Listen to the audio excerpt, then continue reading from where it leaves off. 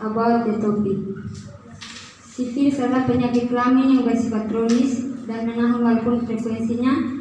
Penyakit ini mulai menurun, tapi masih merupakan penyakit yang berbahaya karena dapat menyerang seluruh organ tubuh termasuk sistem peredaran darah, syaraf, dan dapat ditularkan oleh ibu hamil kepada bayinya yang di dalam kandungannya, sehingga menyebabkan kelainan bawaan pada bayi tersebut.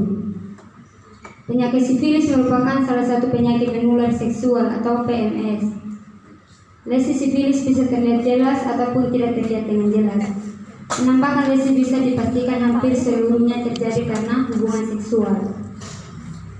Sifilis juga dapat diartikan sebagai penyakit infeksi yang disebabkan oleh Treponema pallidum. Merupakan penyakit kronis dan dapat menyerang seluruh organ tubuh dan dapat ditularkan pada bayi di dalam kandungan melalui plasenta. Etiologi: sifilis disebabkan oleh bakteri Treponema pallidum yang merupakan spesifik Treponema dari famili Spirochaete. Ardau Spiratelis, Treponema pallidum berbentuk spiral. Struktur tubuhnya yang berupa helik memungkinkan Treponema pallidum bergerak dengan pola gerakan yang khas. Dengan demikian, organisme ini dapat mengakses sampai ke sistem peredaran darah dan getah bening melalui jaringan dan membran mukosa. Treponema pallidum masuk ke dalam tubuh sewaktu terjadi hubungan kelamin melalui luka-luka goresan yang amat kecil pada epitel dan melalui selaput lendir yang utuh atau melalui kulit yang utuh lewat kantung rambut. Sifilis juga bisa ditularkan atau diturunkan dari seorang ibu kepada anak dalam kandungannya. Sifilis kongenital melalui infeksi transplasental terjadi pada saat janin berada di dalam kandungan ibu yang menderita sifilis. Faktor lain yang menyebabkan sifilis: hubungan seks tanpa pegangan meningkatkan kemungkinan memperoleh infeksi seks menular, sama tingginya baik pada pria dan wanita. Berhubungan seks dengan banyak pasangan dapat berimbas pada kesehatan fisik maupun psikis. Berhubungan seks sesama jenis bisa saja ditularkan melalui peredaran cairan tubuh lain, misalnya melalui darah akibat penggunaan jarum suntik meskipun jarang. Terinfeksi HIV ada 3 tahap. Tahap pertama, infeksi HIV akut. Infeksi pada tahap awal ini ditandai dengan tingginya jumlah HIV di dalam tubuh penderita. Penderita mungkin hanya mengalami gejala ringan seperti flu biasa atau bahkan tidak sakit sama sekali. Gejala ini mungkin hilang tanpa pengobatan, namun virus HIV akan tetap berada di dalam tubuh penderita. Fase ini sering tidak disadari, namun sangat berbahaya pada tahap ini. Penderita sangat mudah menular virus tersebut ke orang lain. Tahap kedua, infeksi HIV kronis. Fase kedua ini disebut juga dengan infeksi HIV asimptomatik sebab tidak ada gejala yang benar-benar timbul. Virus di dalam tubuh penderita terus bereplikasi namun jumlah yang rendah. Deteksi infeksi HIV secara dini, terutama di fase ini, sangat penting. Orang yang telah terinfeksi HIV dan menjalani pengobatan sejak tahap ini biasanya tidak akan berlanjut ke tahap berikut, yaitu tahap AIDS. Tahap 3, AIDS. HIV sebagai penyebab AIDS akan mengakibatkan orang yang terinfeksi mengalami penurunan sel KD4. KD4 adalah bagian dari sistem imun yang berfungsi untuk mengaktifkan sel imun seperti limfosit B untuk melawan infeksi.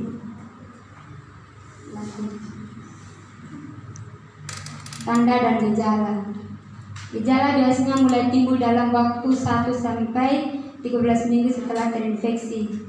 Rata-rata 3 sampai 4 minggu. Infeksi bisa menetap selama bertahun-tahun dan jarang menyebabkan kerusakan jantung, kerusakan otak maupun kematian. Infeksi oleh Treponema pallidum berkembang mulai 4 tahap. Yang pertama, primer. Gejala dapat muncul setelah 2 sampai 4 minggu setelah terinfeksi. Tanda yang ditemukan seperti timbulnya luka kecil di alat kelamin, mulut atau anus tempat bakteri masuk. Sekunder. Tanda dan gejala infeksi yang dapat ditemukan dalam 2 sampai 10 minggu setelah terinfeksi antara lain demam, gua merah, di telapak tangan dan kaki atau bagian tubuh lain seperti penis, vagina, mulut serta bercak di sekitar genital yang membasah. Laten. Apabila sifilis sekunder tidak diobati, maka gejala akan hilang sementara, namun dapat muncul kembali dan berkembang menjadi sifilis tersier dalam 2-3 tahun karena bakteri tidak hilang dari tubuh atau laten. Tersier ada 3, yaitu sifilis tersier jinak dengan sifilis cardiovaskuler dengan neurosifilis. Tersier, gejala pada tahap ini muncul bertahun-tahun setelah tubuh terinfeksi pertama kali. Sifilis tersier jinak. Sifilis ini jarang ditemukan. Benjolan yang disebut guma muncul di berbagai organ. Tumbuhnya perlahan, menembus secara bertahap dan meningkatkan jaringan paru. Benjolan ini bisa ditemukan di hampir semua bagian tubuh, tetapi yang paling sering adalah pada kaki di bawah lutut, batang tubuh bagian atas, wajah dan kulit kepala. Sifilis kardiovaskuler. Sifilis kardiovaskuler muncul 10-25 tahun setelah infeksi awal. Pada tahap ini dapat terjadi aneurisma aorta atau kebocoran katup aorta. Hal ini dapat menyebabkan nyeri dada, gagal jantung atau kematian. Neurosifilis. Sifilis pada sistem saraf dan terjadi pada sekitar 5% penderita yang tidak diobati. Neurosifilis terdapat 3 jenis utama, yaitu neurosifilis meniovaskuler dengan neurosifilis paraetik dan neurosifilis tabaetik. Lanjut. Next. Klasifikasi stadium dini atau 1 primer. 3 minggu setelah infeksi timbul lesi pada tempat masuknya treponema pallidum. Lesi pada umumnya hanya 1. Terjadi afek primer berupa benjolan-benjolan kecil dan erosif berukuran 1-2 km. Berbentuk bulat, dasarnya bersih, merah, kulit di sekitarnya tampak meradang dan bila diraba ada pengerasan. Stadium 2 atau sekunder. Waktu antara sifilis 1 dan 2 umumnya antara 6-8 minggu. Kadang-kadang terjadi masa transisi, yakni sifilis 1 masih ada saat timbul gejala stadium 2. Sifilis yang khas pada sifilis adalah jarang ada rasa gatal.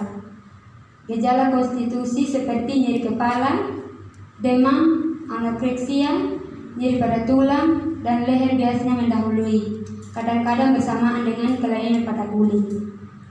Stadium 3, lesi yang khas adalah guma yang dapat terjadi 3-7 tahun setelah infeksi.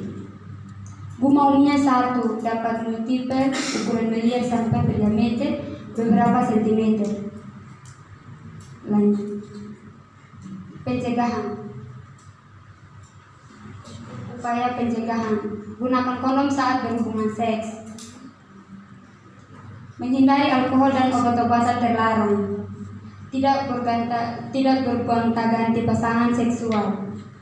Saling terbuka dengan pasangan mengenai riwayat penyakit kelamin. Jangan gunakan jarum suntik bekas orang lain. Berhenti melakukan hubungan seksual dengan beberapa waktu.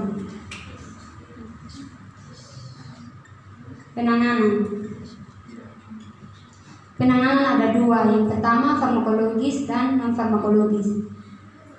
Farmakologis ada antibiotik pensilin, doxycycline, tetracycline, ceftriaxone. Non-farmakologis ada daging, telur, ikan, kacang, sayuran, dan minuman. Sekian dan terima kasih. Saya membuka sesi tanya jawab.